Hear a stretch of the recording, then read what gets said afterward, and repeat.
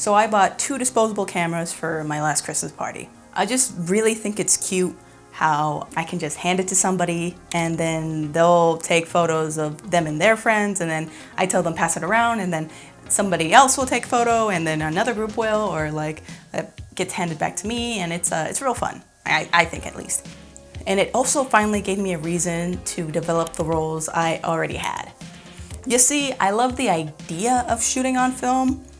I advocate how beautiful a movie looks when I find out it was shot on film. I respect my peers when they go out of their way to shoot on film. But the moment I have to get out of my way and drive and pay money to actually do the whole thing, suddenly it's like,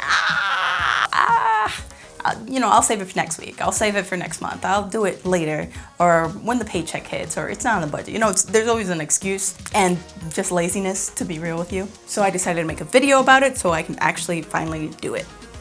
I've never actually done it before. I have like 4 rolls, and they've just been sitting there for years. The oldest one I think is like from 2018. So I decided to make a video about developing the film to finally see how my photos look. All right, let's do this and see how they come out.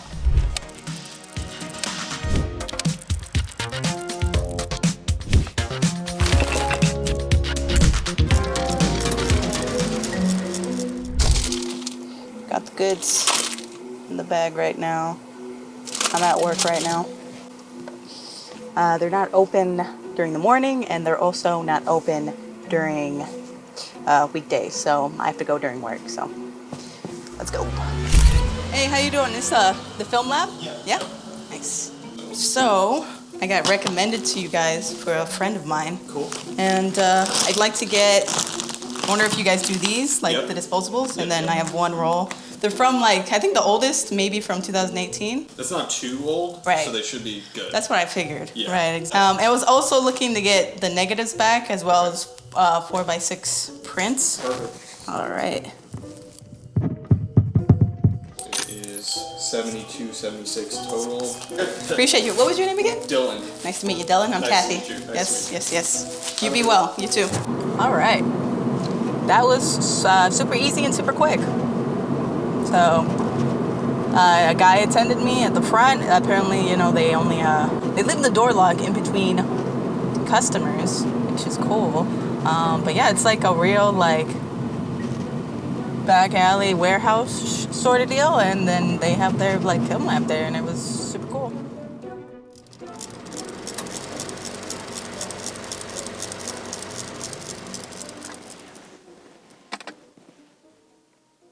We're here now.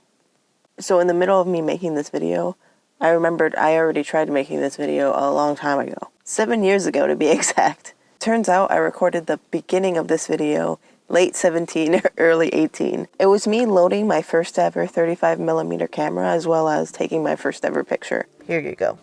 I bought a 35mm camera on eBay. It was like 30 bucks or something. I bought some film at Walmart and then a battery for it on Amazon. So this is the camera. For the camera, I got some Fujifilm 200. I know there's a lot better film, but I just wanted to buy something just to like get my feet wet and try it out. I'm gonna take some of this. There's 3 rolls in here. They look like that. So I'm gonna follow the trigger right here. I think you just, I'm sorry if like somebody's like watching this and like they're cringing because I'm doing it wrong. I want you guys to see this. So that's the film. And I know you need to take it to this orange part right here.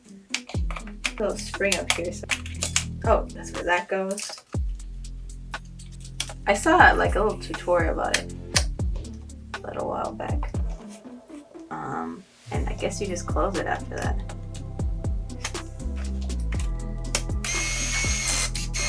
Oh, that was really cool. I'm ready to shoot, I guess. Yeah, I didn't think it would be that easy. That's the film loaded.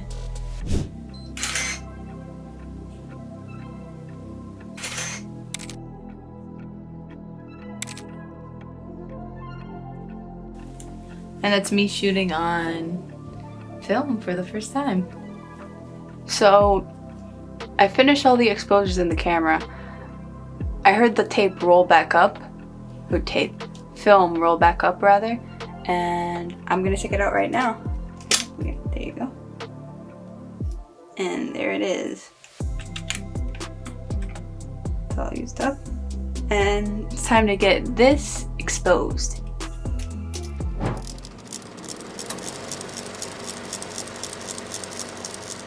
But he said they'll probably be ready Wednesday, and then I can pick them up anytime after that. So fast forward to that. Hello, hello. You drove home? Picking up. What's the name? Catherine Cuevas. It just finished right. Oh, hell yeah. Nice. Very cool. I think I might buy some film now that I'm here as well. The Ultramax, the Portrait 400, and then give me a Cinestill 800. And then I'll have those three.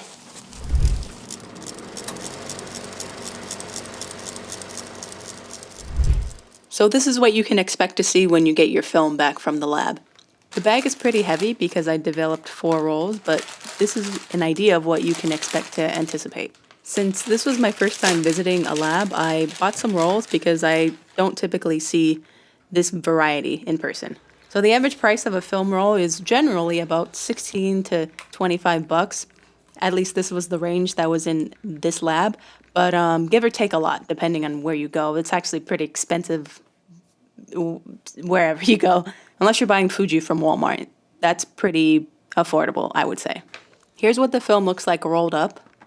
So I developed 3 disposable cameras, each containing 27 exposures, and one 35mm roll that has 24 exposures, give or take. And finally, here are the photos. The first page you see is called the contact sheet. It's all the photos on one page, which is very useful in my opinion. It's really nice to see them all together like that.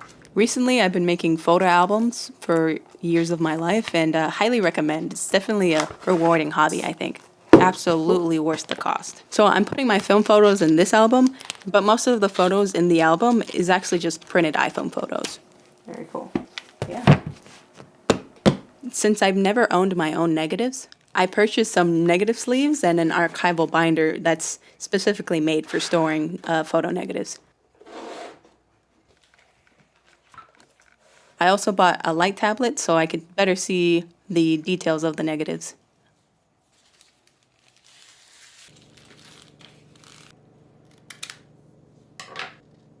So what you see me doing here is just me cutting the negatives with regular scissors and then sliding them into the sleeves. Cutting them and sliding them in was definitely super satisfying. Another hobby of mine is collecting trading cards, and it feels similar to that, just sliding a little Pokemon card in a sleeve. The sleeves come with little paper tabs that you can slip into the top, and you can write the subject matter and the date, so it's pretty cool to keep track of each roll that's developed.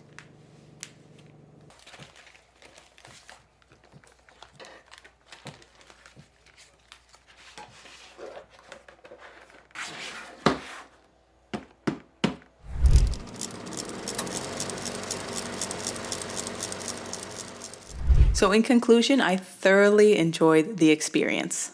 As said in the beginning of the video, the whole reason of me even making this video is just to have an excuse to get these rolls developed. So there were a couple of drawbacks.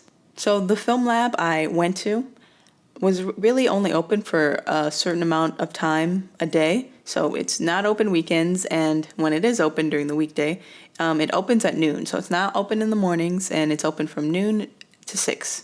A big reason why I didn't rush to get them developed back then was because I really didn't know of any reputable film labs near me. And because back then I was way more anxious and nervous than I am now, I considered getting it shipped out. But shipping it out was just enough of an inconvenience for me where I just kept putting it off. A friend recommended me this place, Thacker's Film Lab in Fort Lauderdale, Florida. They are not sponsoring this video. They don't even know I'm making this video. That's just the lab I chose to go to, so I'm telling y'all about it. So regardless of all of those cons that I just mentioned, the film lab, A+. It was great. The service, scan times, and photo print quality were all more than satisfactory. I highly recommend it to anybody in the South Florida area that's looking for a film lab. The only other drawback is that it's in not the nicest place in town, but, you know, it's in an area where The bus benches say syphilis is curable, if that gives you an idea. Moving on. So even with all those limitations, the experience was overall very positive. So I highly recommend you look in your local area for a film lab near you, because it's always good to try to support local film labs, at least in my opinion. If you can't find a suitable film lab in your area, or you just live out in the sticks, there is a place I've heard other YouTubers recommend online. It's called The Dark Room. If I was mailing it out, that's probably what I'd be using.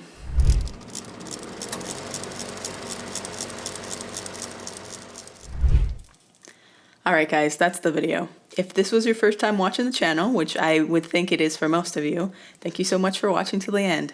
So, just to make this clear, this is not a film channel, but this is a checkpoint for the channel. This channel is now me doing new things, filming it, and sharing it with you. So if you want to see a random gal doing random things, like, comment, subscribe, follow me on Instagram, and anything else I put up here to see the behind the scenes of these videos. That's all. Now go out and do something.